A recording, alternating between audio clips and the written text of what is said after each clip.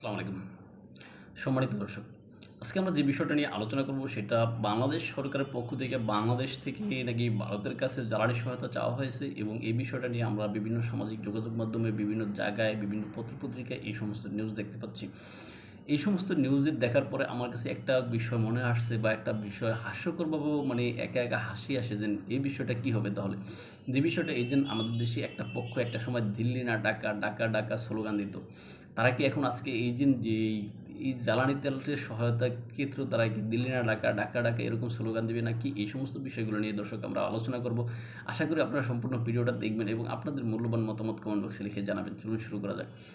সম্মানিত দর্শক, বাংলাদেশে কোনো একটা ঘটনা ঘটলে সেটার যৌক্তিকতা বা ভারতের কতটা সেখানে ইনভলভমেন্ট থাকতে পারে সেই সমস্ত বিষয়গুলো চিন্তা ভাবনা না করে বাংলাদেশের দক্ষিণপন্থীর যারা রাজনীতি করে সেই সমস্ত দক্ষিণপন্থী রাজনীতিবিদরা বা দক্ষিণপন্থার যে সমস্ত ব্যক্তিগণ দক্ষিণপন্থাকে হোল্ড করেন বা ধারণ করেন সেই সমস্ত দক্ষিণপন্থারা সবসময় আপনার ভারত বিরোধিতা করেন। সেই ভারত বিরোধিতার যৌক্তিকতা অনেক সময় থাকে না। আপনারা দেখেন যে 1971 সালে ভারত আমাদেরকে সহযোগিতা করেছে। সেই সহযোগিতার আসলে কোনো পরিধি বা সেই সহযোগিতার আপনার কোনো অসীম সহযোগিতা ছিল। সেই অসীম সহযোগিতার ক্ষেত্রে করার পরে ভারত আমাদের অসীম বন্ধুতে পরিণত হয়েছে। সেই অসীম বন্ধুতে বন্ধু আমাদের সবসময় বিপদে আপদে কিন্তু যতটুকু সম্ভব তার সামর্থ্য অনুযায়ী পাশে ছিল, এটা আমরা দেখেছি।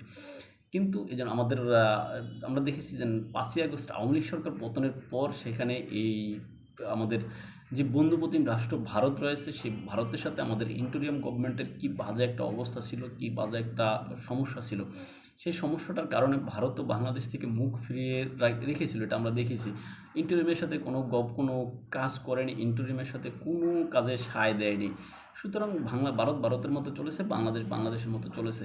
কিন্তু বিএনপি সরকার তার নির্বাচনের আগেই ঘোষণা দিয়েছিল ভারতের সাথে তারা সম্পর্ক রক্ষা করবে, সম্পর্ক উন্নয়ন করে নিবে, এরকম কথা বিএনপির সিনিয়র নেতৃবৃন্দ তখন থেকেই বলেছিল। আর তার অংশ হিসেবে আমরা দেখেছি ভারতের সাথে তারা ভারতের যে সমস্ত এজেন্ট কূটনীতিকগণ রয়েছেন তাদের সাথে বিএনপির যে সমস্ত কথাবার্তা সব মিলে আসলে একটা ইতিবাচক সম্পর্ক গড়ে উঠবে, এরকম খবরাখবর আমরা দেখেছি। কিন্তু এই বিষয়টাকে নিয়ে কিন্তু আবার যারা দক্ষিণপন্থী রাজনীতিবিদ রয়েছেন বা দক্ষিণপন্থী রাজনীতি করেন সেই সমস্ত দলের বা সেই সমস্ত পক্ষের যারা সমর্থক রয়েছেন তাদের ভিতরে বিএনপিকে নিয়েও বাজে ধরনের প্রচারণা প্রোপাগান্ডা এরকম ছিল, আমরা দেখেছি। কিন্তু সবশেষে এই যে মধ্যপ্রাচ্যের যে যুদ্ধ চলমান সেই যুদ্ধকে কেন্দ্র করে যখন হরমুজ প্রণালী বন্ধ হয়ে যায়, হরমুজ প্রণালী বন্ধ হয়ে যাওয়ার পরে বৈশ্বিক বাজারে যে তেলের সংকট সেই তেলের সংকট থেকে কিন্তু বাংলাদেশও রেহাই পায়নি।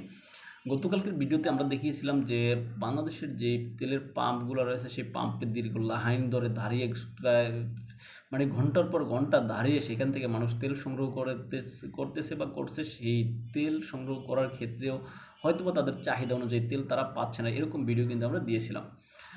এখন আজকে আমরা যে বিষয়টা দেখতে পাচ্ছি যে ভারতের কাছে বাংলাদেশ জ্বালানি সহায়তা চাচ্ছে বা চাইবে।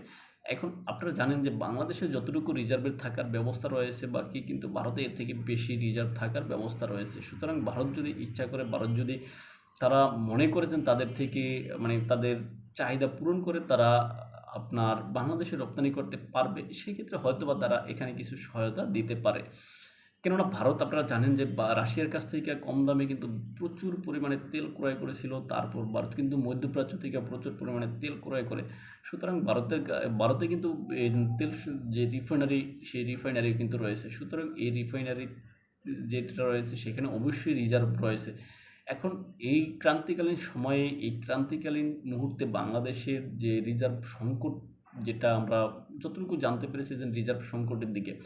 সুতরাং এই জ্বালানি তেলের রিজার্ভ সংকটকালীন সময়ে ভারত কি তাদের যে বন্ধুত্বপূর্ণ সহায়তার হাত 1971 সালে বাংলাদেশের যে দুর্যোগকালীন সময়ে 1971 সালে বাংলাদেশের মহান মুক্তিযুদ্ধের সময়ে যখন বাংলাদেশ বিশ্বে বন্ধুহীন অবস্থায় ছিল তখন কিন্তু বন্ধুত্বের ভূমিকায় বা বন্ধুত্বের ত্রাতা হিসাবে ভারত কিন্তু আবির্ভূত হয়েছিল। সুতরাং ভারত তার অস্ত্র শস্ত্র সৈন্য সামন্ত তারপরে প্রশিক্ষণ অর্থ সব কিছু দিয়ে কিন্তু বাংলাদেশকে তখন সহায়তা করে 1971 সালে মুক্তিযুদ্ধে বাংলাদেশকে কিন্তু জয়লাভ করতে সহায়তা করেছিল।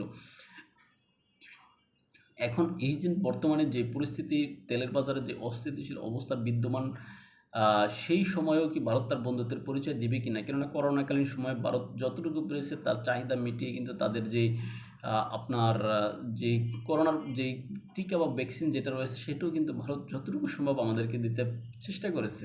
মানে বন্ধু প্রতিম হিসেবে তারা যতটুকু সম্ভব সেটা দিয়েছে। কিন্তু এই যে বর্তমানে যেই অবস্থা বিরাজমান, বর্তমানে যে তেলের বাজার অস্থিতিশীল, এখন এই অস্থিতিশীল সময়ে ভারত কি সেটা করবে কি না, নাকি ভারত এখানে বন্ধুত্বের পরিচয় না দিয়ে নিজেদেরকে গুটিয়ে রাখবে, সেটা এখন দেখার বিষয়। তবে আমরা চাইবো ভারত এই ক্রান্তিকালীন সময়ে বাংলাদেশ সরকারের যে সহযোগিতার যে আশ্বাস বা সহযোগিতা চাইবে, এখানে ওই যে ভারত সহযোগিতা করবে। আর এখানে ওই যে যারা ইনকিলাব জিন্দাবাদ, দিল্লি না ঢাকা, ঢাকা ঢাকা এই সমস্ত স্লোগান দিয়ে বাংলাদেশকে অস্থিতিশীল করেছে, ভারতের সাথে বন্ধুত্বের যে একটা নেতিবাচক প্রভাব তারা এখানে বাংলাদেশের রাজনীতিতে রেখেছে, আমরা এখন তারা কোন মুখে এই বিষয়টাকে, অর্থাৎ বাংলাদেশ সরকার যে ভারতের কাছে তেল সহায়তা চেয়েছে, এই বিষয়টাকে তারা কোন মুখে কোনভাবে নেবে সেটা এখন দেখার বিষয়। তারা কি এর বিরুদ্ধে দাঁড়িয়ে গিয়ে যেন ভারতের তেল ব্যবহার করবো না, ভারতের তেল আমাদের কি বলে বাইকে বা আমাদের গাড়িতে বা আমাদের ট্রাকে বা আমাদের মাইক্রোবাসে যেটা আমরা ব্যবহার করবো না, ইত্যাদি ইত্যাদি, কি তারা কি এরকম স্লোগান দিবে কিনা, নাকি তারা তাদের ওই যে বাপের দেশ যেটা বলে যেন পাকিস্তান, সেই পাকিস্তান থেকে তারা নিয়ে আসতে চেষ্টা করবে। পাকিস্তান থেকে নিয়ে আসারও আসলে কোনো নাই আমার কাছে মনে হয়, কেননা পাকিস্তান নিজেই এই সংকটে পড়তে যাচ্ছে বলে আমার কাছে মনে হয়।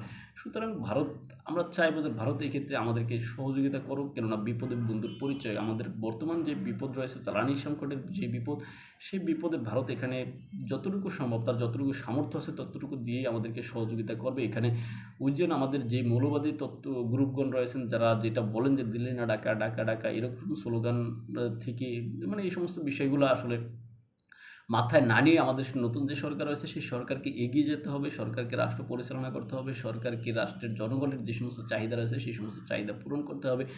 আর সেই সরকার অর্থাৎ বিএনপি সরকার সেইভাবে কাজ করবে বলে আমরা বিশ্বাস করি। এই ক্ষেত্রে ওই যে মৌলবাদী যারা রয়েছে তাদের ওই যে দিল্লি না ঢাকা সেই তত্ত্বগুলো আসলে বা সেই স্লোগানগুলো আর কি আসলে কোনো মাথায় নেবে না, এটাই আমরা আশা করি। ভালো থাকবেন সবাই, দেখাবো অন্য কোনো ভিডিওতে অন্য কোনো বিষয়। আমাদেরকে আপনারা ফলো করছেন ইউটিউব এবং ফেসবুকে স্বপ্নচারের কথা নামে, ইনস্টাগ্রাম টিকটক এনাতোষের নামে দেখতে পারেন। আল্লাহ হাফেজ।